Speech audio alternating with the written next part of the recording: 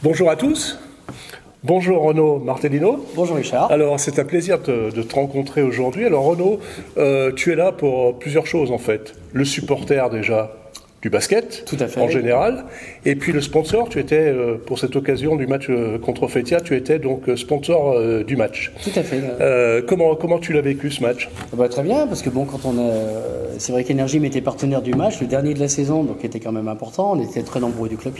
Je suis content parce que le stade était vraiment rempli, alors que c'était le premier samedi où il faisait très beau, donc on ne sait jamais, il peut y avoir des barbecues, des invitations à droite à gauche. Alors que non, le stade était plein, il y avait une très bonne ambiance. Et puis bon, s'il avait fallu signer un scénario parfait, je leur dis, ce qu'il faudrait, c'est qu'il y ait égalité à quelques secondes de la fin et que Montbrison gagne dans les dernières secondes. Et puis là, c'est l'apothéose, et ça a été l'apothéose.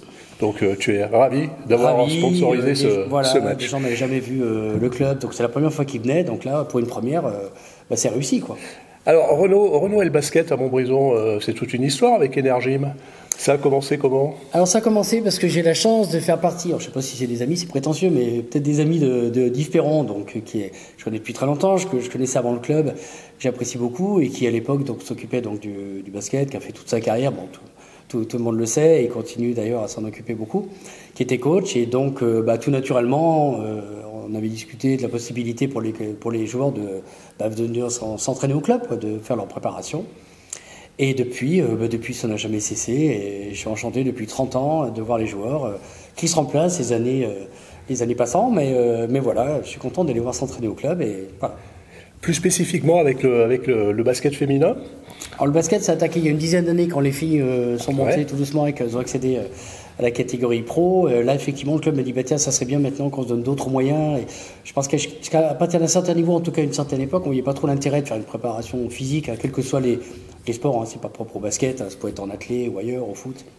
Et puis après, on s'est rendu compte qu'effectivement, ça peut être un des éléments de différence. D'abord de prévention de blessures ou post-blessure, post-opératoire. Et puis en même temps que le côté physique fait partie de la différence avec l'équipe d'en face. Quand au bout d'un moment, il y a une tactique, une technique qui commence à être à peu près au même niveau, le physique peut être une différence. Tu l'as vu donc évoluer, ce club, puisque oui. Quel est ton ressenti par rapport à ça? Comment tu vois cette saison?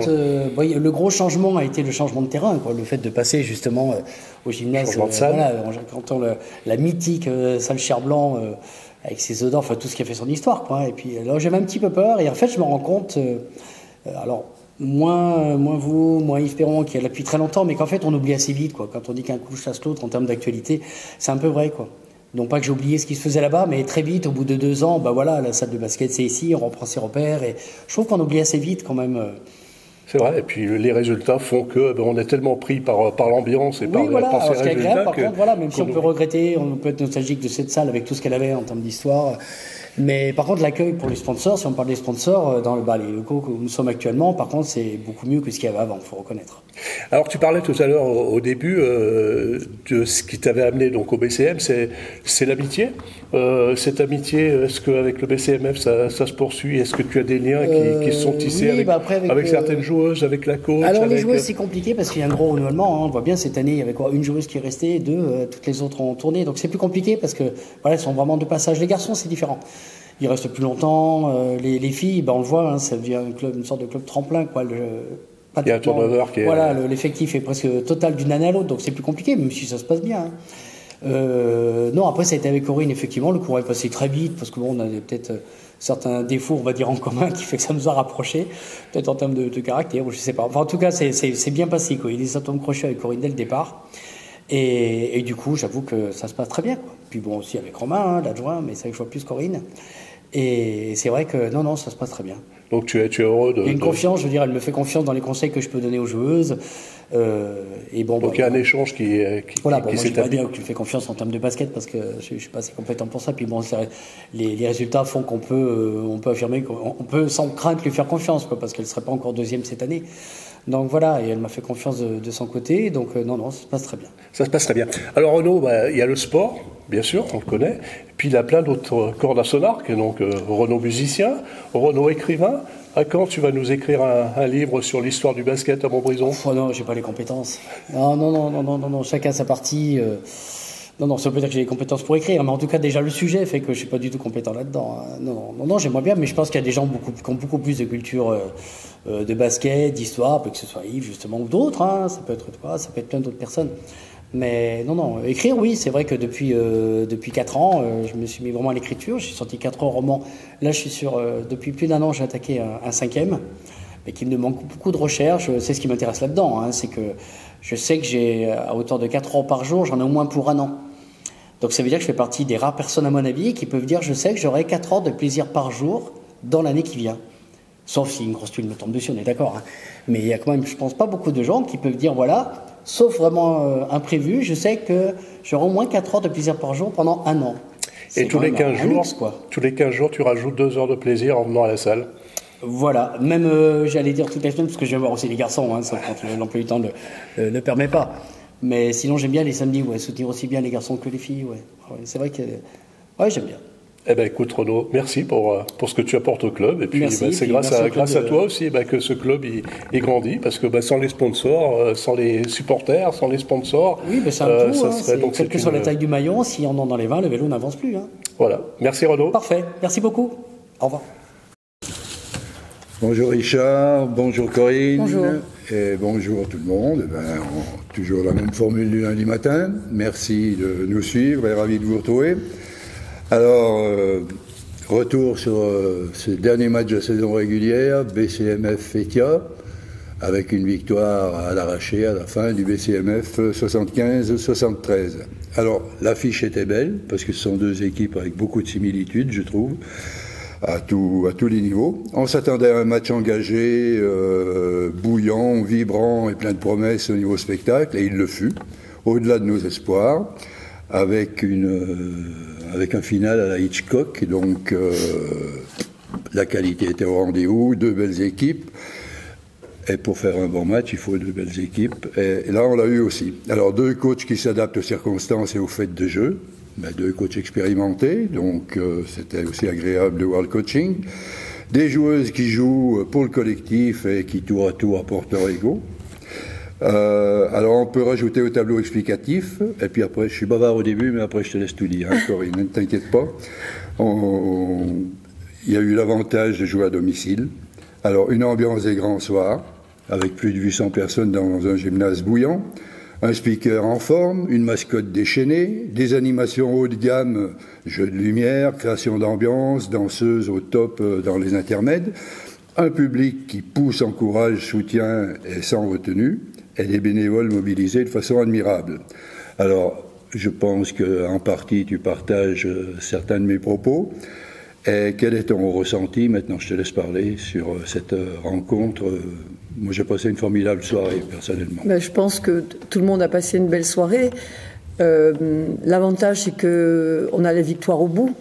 Maintenant, on aurait perdu ce match-là. Le seul truc, c'est qu'on aurait fini 4e.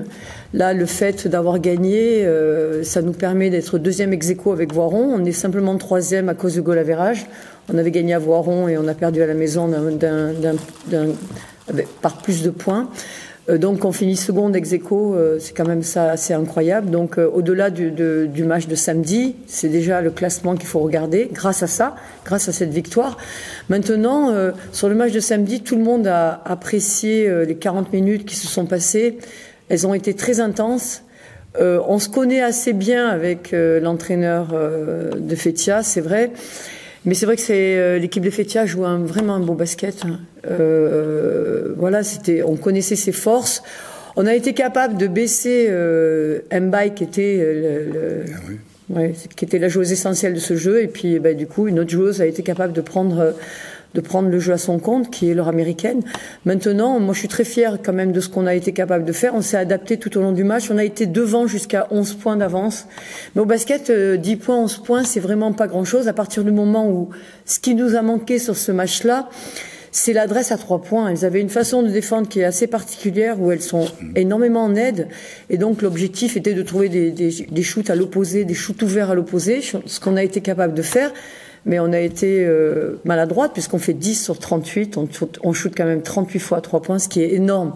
Mais la belle chose au coaching, je te coupe, c'est quand même aussi avoir su gérer les joueuses cadres qui ont été sanctionnées très vite par les fautes. Je pense que j'ai pas le choix. Et, oui, mais ça a été bien fait, quoi. Oui. Bon, après, ça fait un peu partie du travail d'un coach. Maintenant, pour revenir, shooter 38 fois à 3 points, c'est énorme sur un match. Déjà, pour nous, c'est bien supérieur à d'habitude. Mais c'était la manière dont on défend Fethia. Donc là, bon, on nous a manqué... shoot 38 fois, il aurait fallu faire 16, 17 sur 38, 38. Voilà. Et la deuxième chose où on est aussi en déficit, c'est au lancer franc. Bon, ça, on restera toujours l'équipe la plus faible au lancer franc. Je pense que j'ai pas d'explication. On en tire beaucoup. Et c'est un gros déficit parce qu'à lancer franc, on n'a pas d'adversaire et que c'est quelque chose qu'on doit être capable de marquer. À la mi-temps, on est à 50% au lancer franc. On en a shooté cette fois-ci. C'est pas comme quelques matchs où on n'en shoot pas beaucoup. À la fin du match, on est à 60%, ce qui est faible. Alors, ce que font les autres équipes, au lancer franc, moi, ça m'est égal. Je dis, moi, je regarde le haut niveau et le haut niveau, c'est être performant au niveau des lancers francs et il nous manque quelques points aussi là-dessus. Maintenant, ce qui est agréable sur le match-là, c'est qu'on a passé un cap. Je trouve, moi, et là-dessus, ça se retrouve, parce que Fethia, quand même, défend très, très dur. On perd que 17 ballons. Avant, on en perdait beaucoup plus. Et on dit 5-6 ballons de moins perdus sur un match, c'est autant de munitions données en moins pour les contre-attaques adverses. Et du coup, c'est quand même assez intéressant. Moi, je trouve que ça ressemble à un match de play-off sur ce match-là. Et donc, pour moi, c'est encore plus intéressant parce que comme ça on prépare ce qui va se passer dès samedi à la mi-temps à la maison, puisqu'on démarre sur ces playoffs à la maison samedi. Alors les playoffs, tout le monde disait ça risque d'être Fethia, on va voir, et puis Mondeville en perdant à Saint-Amand nous a offert finalement la tronche comme adversaire. Une victoire en championnat, une défaite, une victoire à la maison face à la tronche, et une défaite à la tronche. Donc ça va être un match encore une fois ouvert. C'est une équipe un peu différente maintenant, vu qu'elles ont changé de joueuses. Oui, voilà, elles ont, par rapport on les a pas rejouées. Ce qui est intéressant par rapport à la tronche, c'est que du coup, depuis, elles ont perdu Laura toute l'année. Elles ont récupéré 2 joueuses françaises ailières. On connaît la force de cette équipe, c'est les 2 intérieurs qui ont un très très fort niveau. C'est une équipe qui est aussi très dure en défense. Écoutez, on va essayer de préparer le mieux possible. L'année dernière, 1 et 2 étaient Aulnois, Montbrison. La finale, ça a été Chartres-Toulouse. Donc, on ne sait pas. La seule chose, c'est que là, on joue la tronche en quart de finale, avec match à la maison samedi prochain. Match suivant le mercredi à la tronche et match d'appui à la maison. Le fait de jouer à la maison, quand on voit maintenant le public que l'on a, c'est quand même assez incroyable et je pense que c'est assez étonnant de voir l'impact que le club prend par rapport à le fait de jouer encore les playoffs cette année en étant second, ex-aequo. C'est que du bonheur, quoi. Sincèrement... c'est que du plus pour moi maintenant, pour nous, avec Robin. Je veux dire, c'est que quelque chose que du bonheur et que du plus. Maintenant, on va essayer de bien le préparer. On va essayer de faire plaisir au public et puis à tous les bénévoles du club et aux dirigeants du club. Jouons sur la même chose qu'on est en train de faire maintenant. Le jeu appartient aux joueuses et qu'elles gardent cette même intensité qu'elles ont mis sur le match contre Fethia. Mais c'est ce qu'on souhaite. On a à peu près fait le tour sur le match. Sur le match, oui, sur la préparation. Maintenant, on sait que les matchs de play-off, ça se joue souvent sur des petits détails.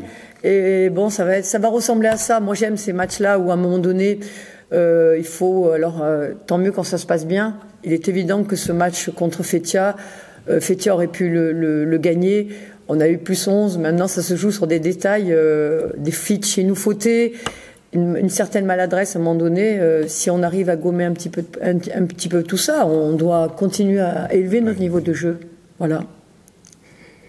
Eh bien, écoute, sur ce match-là, on a à peu près tout dit. Alors, je voudrais faire une petite parenthèse, puis avec ton accord, bien entendu. C'est terminé par un petit terminer par un petit mot, disons, en direction des instances fédérales, un petit peu. Oui, on peut. Donc, suite l'autre jour à la grande réception qui a eu lieu au SCAB pour leur projet pour 2030 et tout, qui est fabuleux et qui réjouit tout le monde. 2030, on est bien sur 2030, hein. D'accord, oui. C'est dans 5 ans, on est bien d'accord. Et donc, ça réjouit tout le monde, c'est énorme, c'est gigantesque, et bravo à eux. Et là, c'est un projet qui suscite admiration, bien sûr, et dont on peut que se réjouir, c'est ce que je voulais dire. Mais ma seule déception, ça a été de voir dans le journal citer l'évolution du basket dans 2 bassins dans la Loire, en occultant le 3e bassin. C'est-à-dire, on voit Loire Nord, Saint-Chamond, très bien. Loire Sud, pardon, Saint-Chamond, Loire Nord, Roanne, et ils ont oublié qu'il y avait Loire Forêt Centre. Et ce bassin-là, pour le moment, est un des plus actifs malgré tout. Donc, si je regarde bien, qu'il soit en masculin avec 3 clubs, la Pontoise, Feur, LBC, Montbrison, qui peut-être un jour uniront leurs forces. Bon, ça, c'est quand même des clubs historiques. Et en féminin, eh bien, on s'aperçoit que le porte-drapeau et la locomotive du basket féminin dans la Loire, eh bien, c'est le BCMF.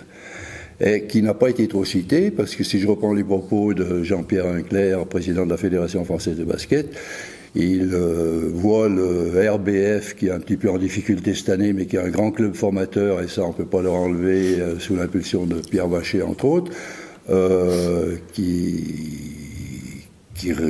a rayonné jusqu'à maintenant, mais il occulte et il ne parle pas de Montbrison et finalement des forces vives actuelles du basket. Alors, qu'est-ce que ça t'évoque, toi, de ton côté? Est-ce que tu penses que tu as été oublié Moi, par rapport à ces propos-là, moi, je suis en colère. Vraiment, je veux dire, moi, quand j'entends ça, pour moi, c'est quelque chose d'incroyable. Ça fait maintenant 10 ans que Montbrison est en Ligue 2. Ça fait 10 ans que chaque année, on monte marche par marche, pour montrer que le basket au niveau, dans le département de la Loire, peut être intéressant, et puis quitte à essayer de jouer à un niveau au-dessus, à monter en ligue. Le club évolue, on joue maintenant dans une salle adaptée au haut niveau, on fait des efforts, on est suivi, on fait des efforts, bien sûr. Et voilà. Quand j'entends moi ça, mais moi je dis, mais revenons sur terre, quoi. Je veux dire, à un moment donné, il n'y a que le résultat du terrain qui montre qu'à un moment donné, où se joue le basket féminin, je dis bien le basket féminin dans la Loire. Eh ben, si on ne dit pas que c'est Montbrison, le BCMF, eh ben moi, alors il faut qu'on m'explique à quoi on sert, quoi. Et puis ça fait 10 ans quand même, ça fait 10 ans. Donc moi je veux bien, c'était la première année, c'était il y a 10 ans la première année qu'on soit monté en Ligue 2, qu'on dise c'est normal, c'est nouveau. Mais là, au bout de 10 ans, Montbrison est toujours deuxième de Ligue 2. Au-dessus de nous, en France, il y a quand même que 12 clubs.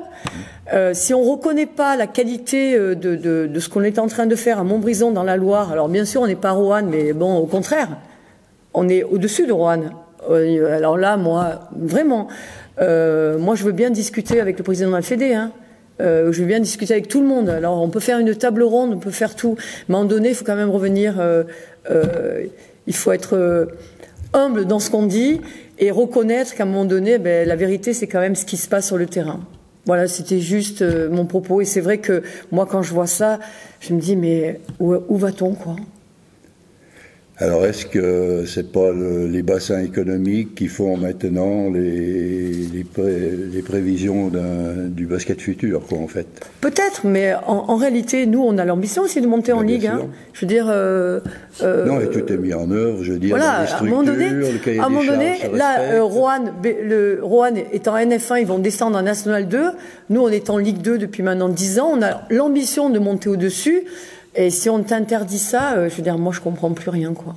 On peut avoir un projet 2028, 2027, être en Ligue. On se donne jusqu'à 2035. Et peut-être l'an prochain.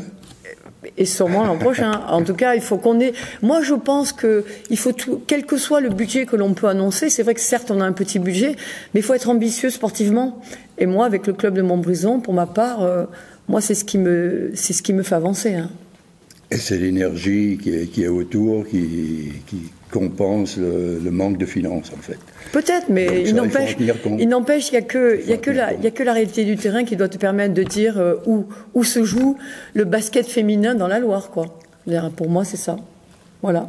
Alors, Monsieur Jean-Pierre Vinclair, Monsieur le Président de la Fédération française de basket, la question est posée et c'est sans polémique, c'est juste une interrogation. Ou même le président du comité départemental, hein.